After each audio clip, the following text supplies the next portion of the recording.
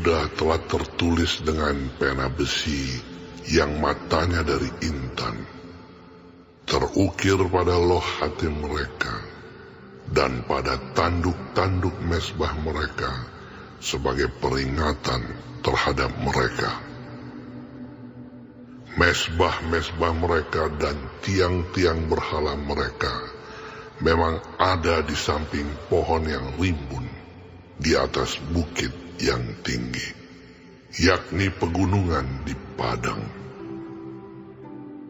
Harta kekayaanmu dan segala barang perbendaharanmu akan kuberikan dirampas sebagai ganjaran atas dosamu di segenap daerahmu.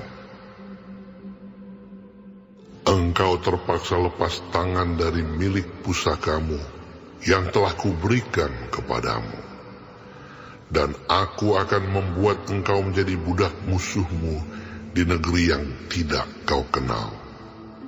Sebab dalam murkaku api telah mencetus yang akan menyala untuk selama-lamanya. Beginilah firman Tuhan.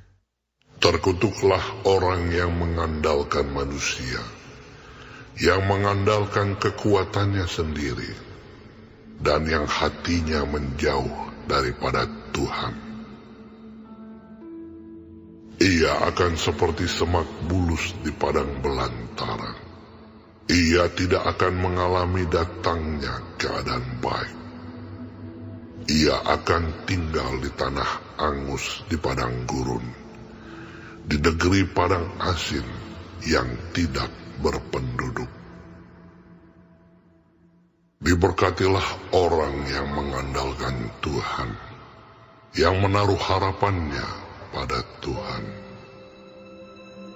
Ia akan seperti pohon yang ditanam di tepi air, yang merambatkan akar-akarnya ke tepi batang air, dan yang tidak mengalami datangnya panas terik, yang daunnya tetap hijau, yang tidak khawatir dalam tahun kering, dan yang tidak berhenti menghasilkan buah. Betapa liciknya hati, lebih licik daripada segala sesuatu. Hatinya sudah membatu, siapakah yang dapat mengetahuinya? Aku, Tuhan, yang menyelidiki hati, yang menguji batin untuk memberi balasan kepada setiap orang setimpal dengan tingkah langkahnya, setimpal dengan hasil perbuatannya. Seperti ayam hutan yang mengerami, yang tidak ditelurkannya, demikianlah orang yang menggaruk kekayaan secara tidak halal. Pada pertengahan usianya, ia akan kehilangan semuanya. Dan pada kesudahan usianya, ia terkenal sebagai seorang bebal. Takhta kemuliaan, luhur dari sejak semula, tempat bait kudus kita. Ya pengharapan Israel, Tuhan, semua orang yang meninggalkan Engkau akan menjadi malu. Orang-orang yang menyimpang daripadamu akan dilenyapkan di negeri, sebab mereka telah meninggalkan sumber air yang hidup, yakni Tuhan. Sembuhkanlah aku, ya Tuhan, maka aku akan sembuh. Selamatkanlah aku, maka aku akan selamat. Sebab Engkaulah kepujianku. Sesungguhnya mereka berkata kepadaku, di manakah firman Tuhan itu? Biarlah ia sampai. Namun tidak pernah aku mendesak kepadamu, untuk mendatangkan malapetaka. Aku tidak mengingini hari bencana. Engkaulah yang mengetahui apa yang keluar dari bibirku. Semuanya terpampang di hadapan matamu.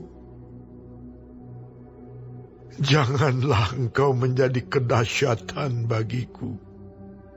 Engkaulah perlindunganku pada hari malapetaka. Biarlah orang-orang yang mengejar aku menjadi malu.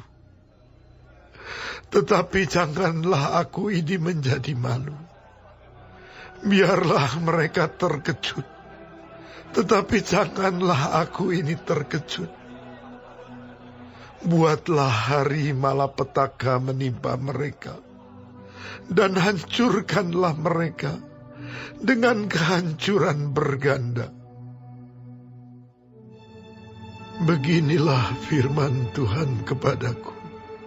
Pergilah engkau dan berdirilah di pintu gerbang anak rakyat, yang dilalui keluar masuk oleh raja-raja Yehuda, dan di segala pintu gerbang Yerusalem.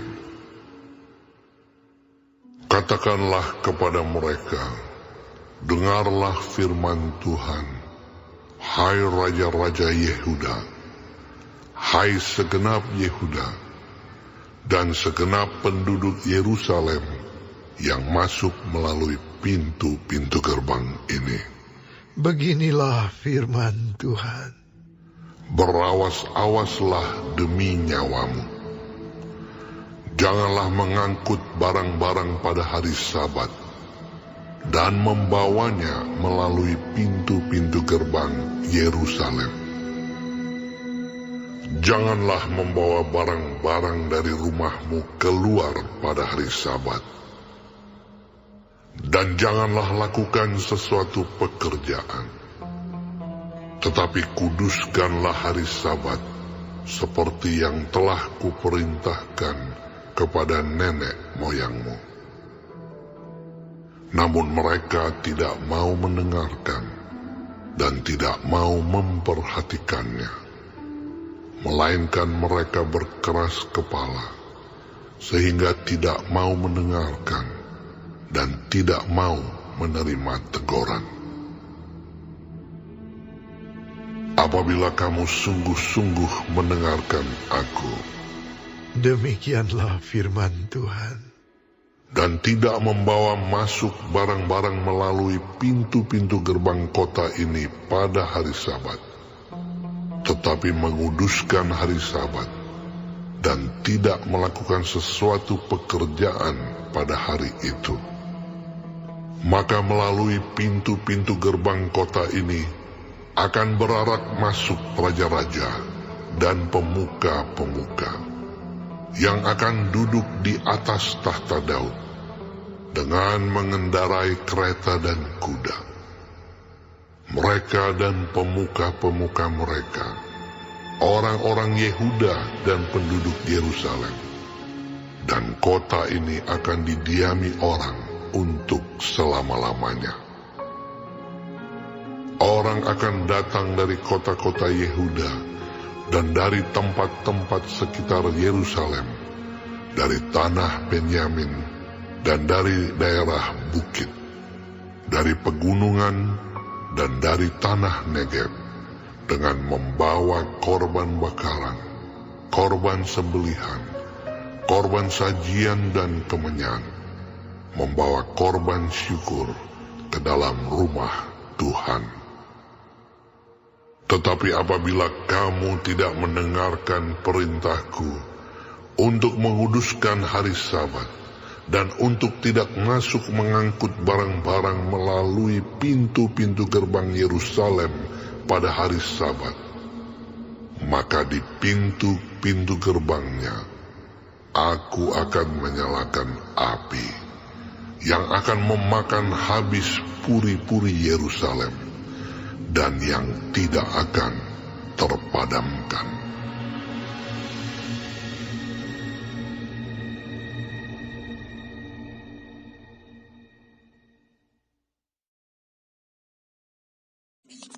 Shalom semua jemaat Tuhan. Kembali kita di dalam pendalaman Alkitab Clear Sight.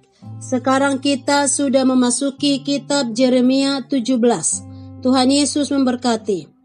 Yeremia menegaskan kepada bangsa Yehuda akan 3 dosa yang mendatangkan bencana dan malapetaka. Yang pertama, di mana dosa mereka sudah terukir dalam di dalam hati bangsa Yehuda di dalam ayat 1-4. Ini menggambarkan dan menunjukkan apa yang terjadi di dalam kehidupan batinia yang menjadi pusat kepribadian mereka. Tidak ada respon yang baik terhadap firman Tuhan. Apa yang tergores sangat dalam di dalam hati mereka hanyalah dosa. Yang kedua, mereka lebih mengandalkan manusia daripada Allah di dalam ayat 5-8. Yang ketiga, di dalam ayat 9-13, di mana hati bangsa Yehuda sudah sedemikian bobrok dan korup sehingga tidak mungkin diperbaharui lagi. Hati mereka terus-menerus berpaling kepada dosa. Karena itu Allah tidak bisa dipersalahkan jika Tuhan mendatangkan hukuman atas bangsa itu. Tetapi bangsa itu bukannya segera menangisi dan menyesali dosa-dosa mereka, tetapi mereka malah mengolok-olok Yeremia dan firman Tuhan yang disampaikan. Mereka menuduh Yeremia mengada-ngada dan senang jika bangsanya ditimpa bencana dan malapetaka.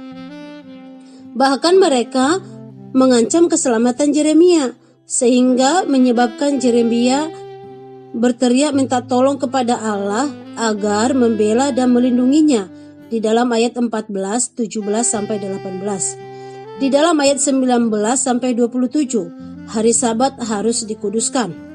Bila dibandingkan dengan dosa-dosa lain yang dilakukan oleh Yehuda, mengapa Allah memerintahkan Yeremia memfokuskan khotbahnya pada masalah pengudusan hari Sabat? Sudah pasti penyembahan berhala yang dilakukan oleh bangsa Yehuda jauh lebih buruk dibandingkan dengan membawa barang-barang pada hari Sabat.